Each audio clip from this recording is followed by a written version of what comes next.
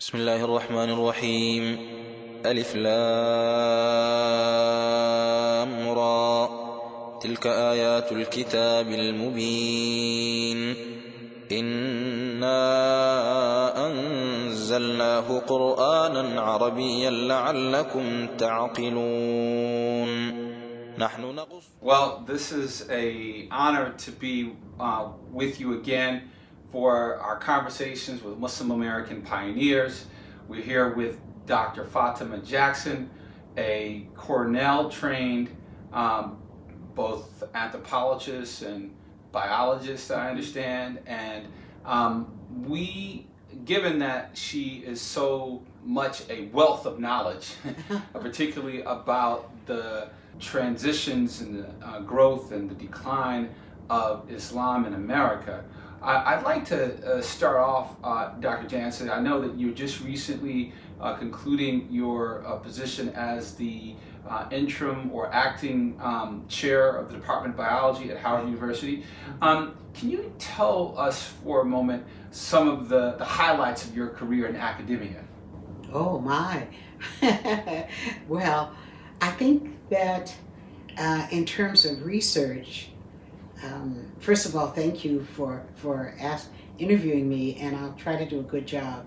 I think in terms of research, I've been most pleased at the opportunities that Allah subhanahu wa ta'ala has provided for me to do research that can actually affect people's lives.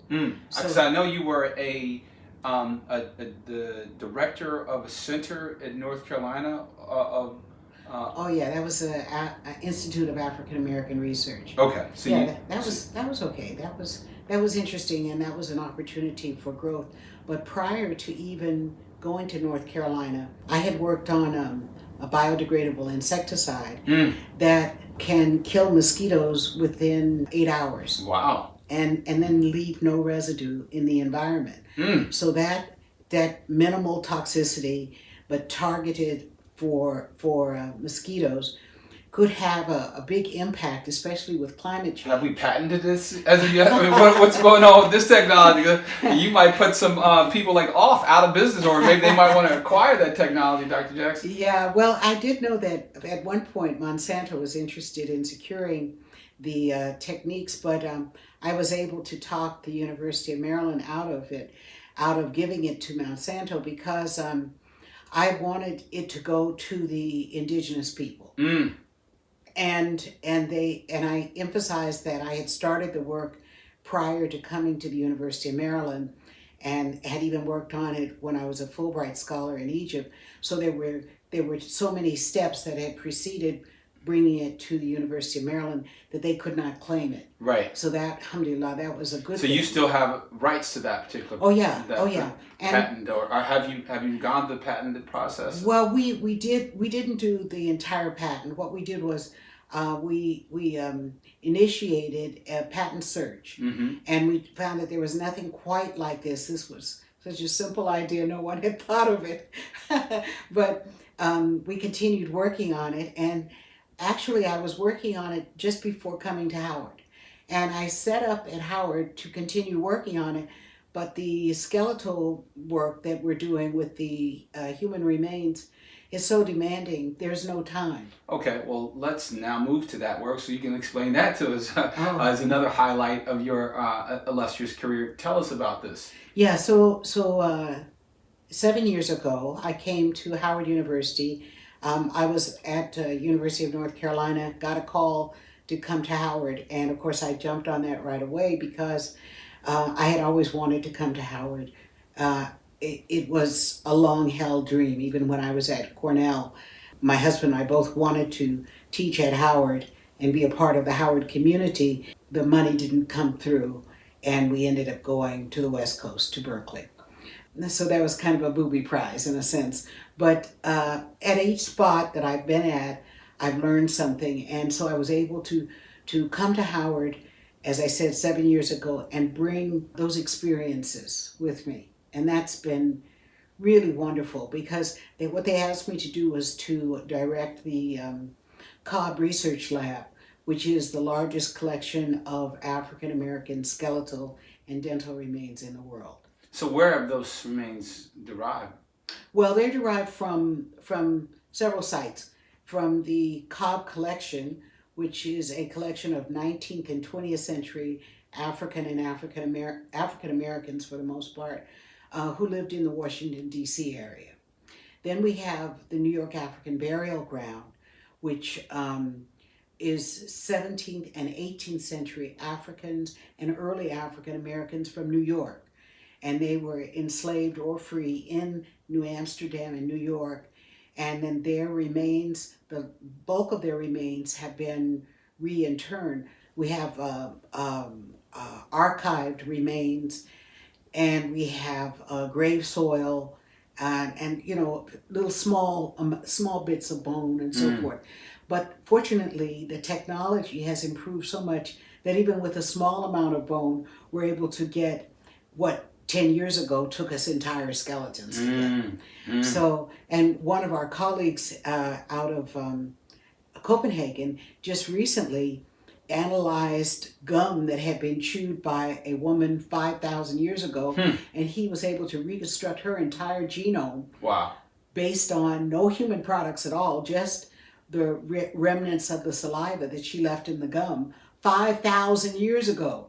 So 5,000 years ago. 5,000 years ago. So we're talking about the time of Christ or before Christ? Before. So we're talking about then the time of Abraham?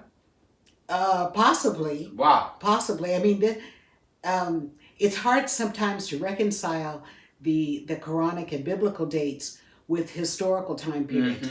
But this would have been what we call the early Stone Age in Europe.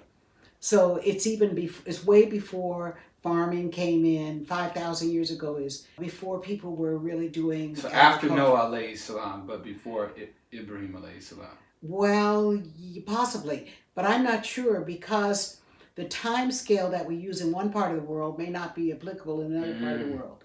So most of our archaeology is very Eurocentric. So we're using the major events that happened in that small part of the human range in Europe. But that may not be the same time scale that's relevant in Africa or Asia or even the Americas. Now, with that in mind, as you've given us that description of some of the highlights, what is well, you could say, capstone of your career? I mean, you served as a department chair, you served as a chair of a center. What would you say has been the capstone? Well, one would think that it would be these administrative jobs, but I don't think so. I think that for me, the capstone has been the teaching, becoming a full professor in 1995. It was the same year that I made Hajj. And when I came back, the full professorship had come through. At the University of Maryland? At the University of Maryland. And to be able to give myself permission to do the research that I've always wanted to do.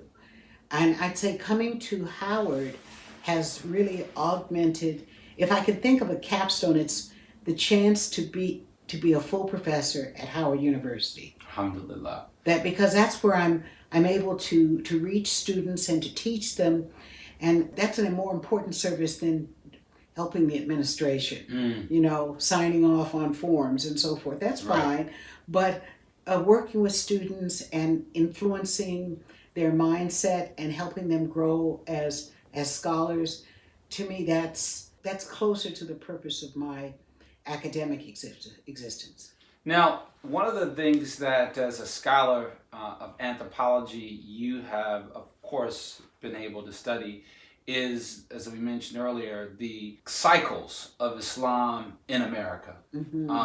And first of all, what would you call the current cycle that we find ourselves?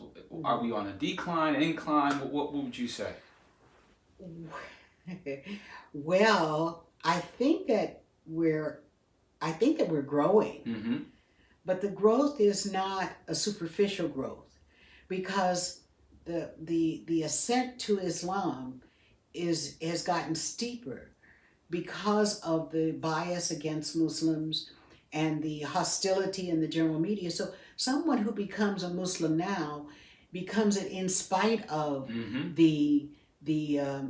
the messages that they're getting from mainstream media. Mm-hmm. Mm-hmm. You know, so it's not a fad, whereas it may have been a fad at some point. That has quickly changed. It's now it's more difficult, but that's better because I think that we're getting better quality Muslims. Mm-hmm. That is, that people are actually studying the religion, and that it's not simply that they're using a few Arabic words and growing a beard or wearing a scarf, but otherwise not changing. There's a real effort to make it a true personal renovation, and that I think is a good sign because it means that the sustainability of Islam is going to be greater. Mm. You know, because it takes more to become a Muslim and to remain a Muslim in this society because of the hostility. So with that in mind, we look at us again in a opportunity of a cycle, right? In the context of a cycle, you say we're on the incline. Based upon what you studied about the cycles here in the United States amongst Muslims, what would you say is the or should be the lessons that we and the generations that succeed you should take away to make sure that there is not a soon to follow decline, that instead of having a decline, that maybe we stay on the up? Why did there appear to be a decline, and in what period of time? Yeah. So I think after so-called Reconstruction, so-called because you wonder how much Reconstruction really occurred when people were still essentially slaves, just not in name. But what we find is that there were a lot of distractions, and lots of distractions, music festivals, carnivals, and people had the freedom of movement that they did not have during the period of enslavement. So you mean to say that when people were enslaved, they were more committed to being or adhering to Muslim practices than when they so-called were freed? I think so. I think so. Now, I mean, obviously this depends upon the time and the setting, but it seems to me that Islam requires a certain amount of discipline and structure. And when the structure is completely negated, then it's harder to maintain that consistency, which gets me to the points that we're going to need to keep in place and keep in mind if Islam is to survive into the 21st century. And that is the structure. The structure of Islam is perhaps one of its greatest strengths. In a world where anything seems to be acceptable, anything seems to go, and they don't seem to be clear guidelines in terms of morality and discipline, Islam provides a moral foundation and a disciplined lifestyle. So immediately after the end of slavery, there was chaos. People were looking for their family members. They were trying to find freedom. They were trying to find food because they had nothing to eat. So we find that when we look at the biology of previously enslaved African Americans, their health actually declines with initial freedom. So there's a loss in body mass. There's a decline in their nutritional status. We can see it in the skeletal material. And then when they finally start mastering their environment and start harvesting again, and they get stable in terms of their residence and so forth, then they start growing again at a normal rate. But it takes many years after the immediate loss, the end of slavery produces a decline in the health of African Americans initially. And then as we get a control again of our circumstances, then you start to see improvements in growth. Okay, so it's right at that time when things were their worst and people were most challenged, I'd say. Yeah, that in fact the structure of Islam was also the most challenged. Well, in fact, that seems to kind of goes to the point of what we were talking about before, how 9/11, some would think that 9/11 was a bad thing for Islam, but if you look at it from an anthropological perspective, it appears, and again, I haven't seen the data, but I've heard at least some anecdotal evidence about this, that in fact, numerically, the numbers of the numbers of Muslims has risen, the numbers of Islamic communities has risen, the numbers of Muslim schools has risen, all after 9/11. That's very likely, because 9/11 kind of separated the wheat from the chaff. So those who were committed to Islam got stronger, and those who had a superficial relationship with the Deen of Allah moved on to something else. So we have to have those challenges. I remember after 9/11, I called one of my girlfriends in New York, and we said, now we're going to wear really big hijabs. Alhamdulillah, alhamdulillah. And, but it was a mindset that, you're going to try to stop us from wearing hijab? Now we're really going to wear big hijabs. Now you're really going to see. And so the commitment was that Islam went deeper inside and began to, people had, if you were committed to Islam, you became more committed. If it was something superficial that you were doing because you were married to somebody or you wanted some material gain, you were less likely to stick with Islam. And, I think one of the true demonstrations of Islam is, again, the ability to transition or transfer the Islamic edification and identification from one generation to the other. And it seems to me that you and your husband have succeeded in that. How many children do you all have, Dr. Jackson? Alhamdulillah. We have 6 children. Alhamdulillah. And we have 9 grandchildren. And alhamdulillah, they're all Muslims, and their spouses are Muslims. Alhamdulillah. But I'm grateful to Allah, but I'm worried because I know that it's difficult for people to maintain an Islamic identity in this very non-Muslim American society. And so,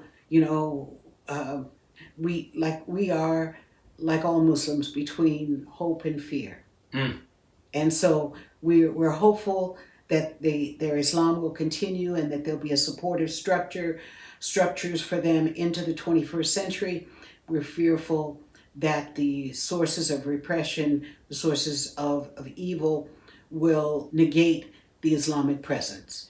And Dr. Jackson, so tell me, and again, this isn't a kind of a brag video, but can you share with us some of the interesting things that your children are doing? So I know you have a physician who's a son. Can you just kind of go down the list? I know you have 6. Okay. Alhamdulillah. We have our oldest son, Malik, is a anesthesiologist. He's board certified and he's a businessman also. And then our next daughter, Latifa, is a computational biologist. She has her PhD in bioinformatics. Wow. And so she's assistant professor at Howard in pediatrics. Wow. And very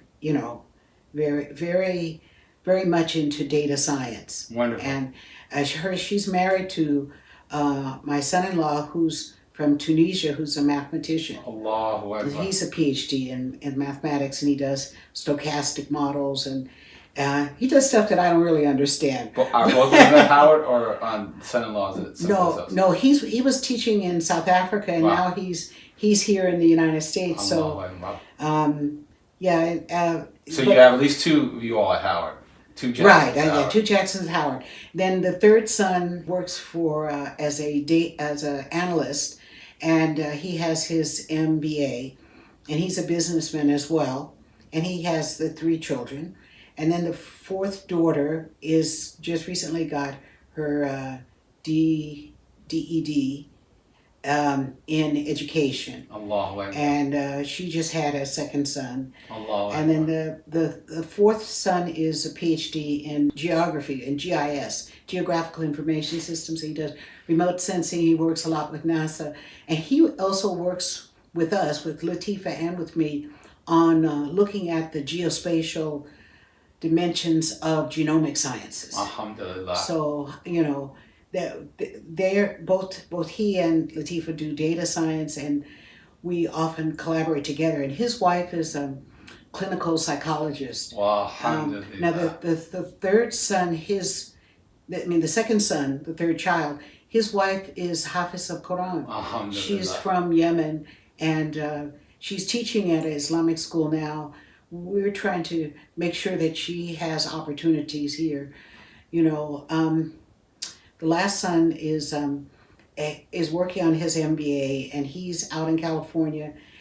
And the sister that he's interested in is a psychiatrist.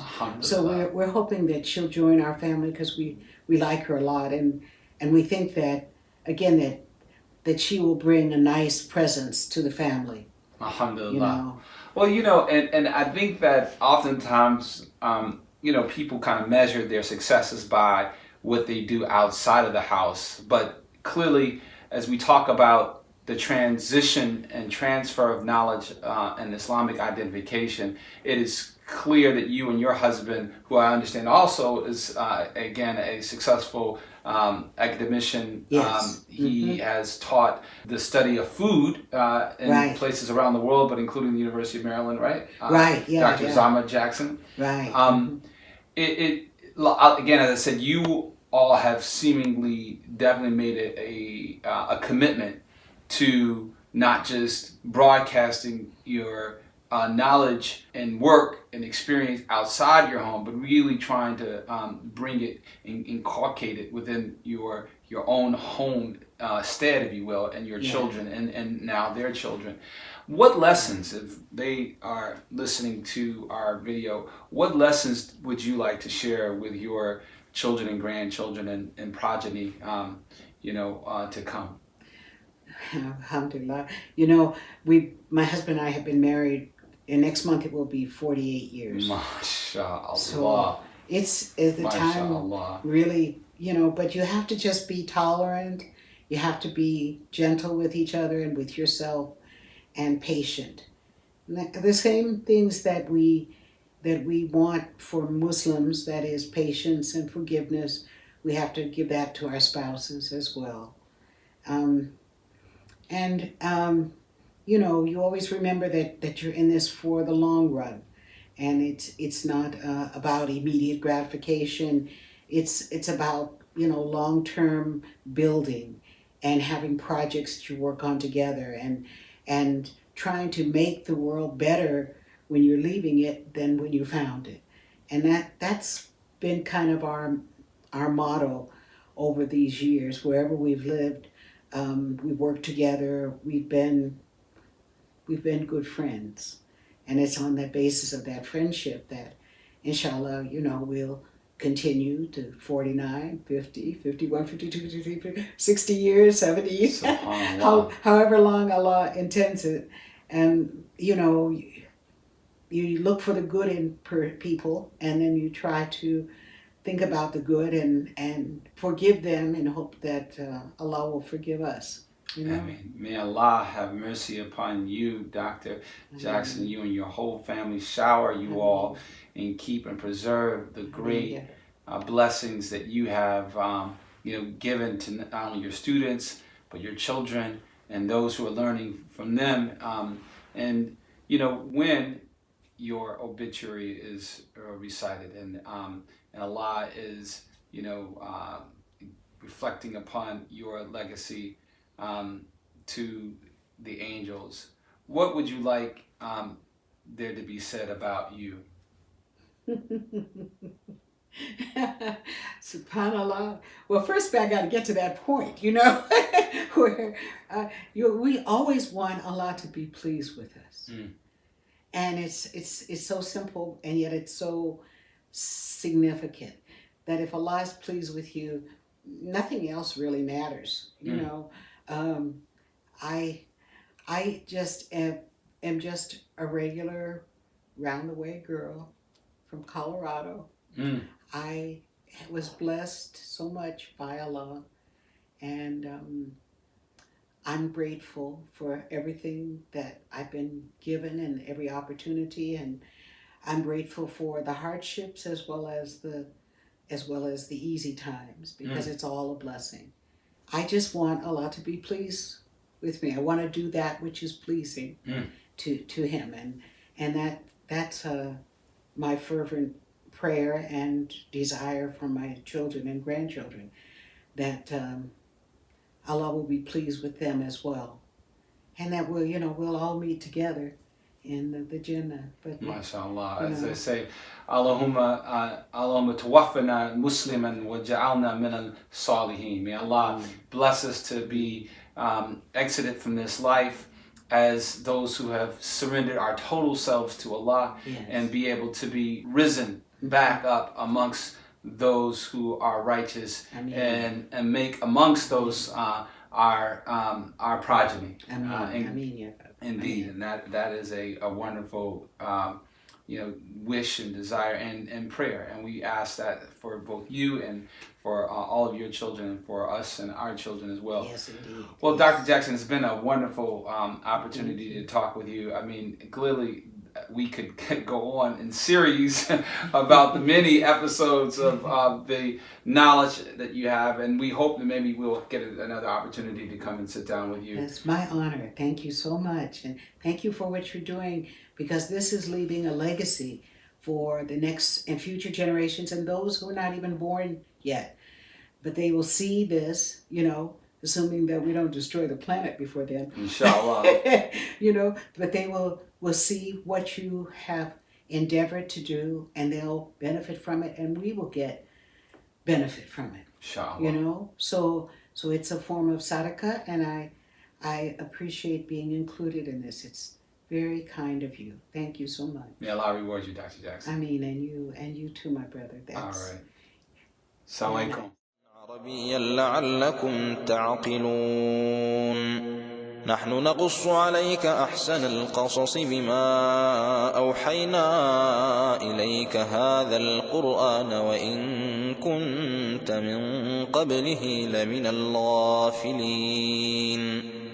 إذ قال يوسف لأبيه يا أبت إني رأيت 11 كوكبا والشمس والقمر رأيتهم لي ساجدين.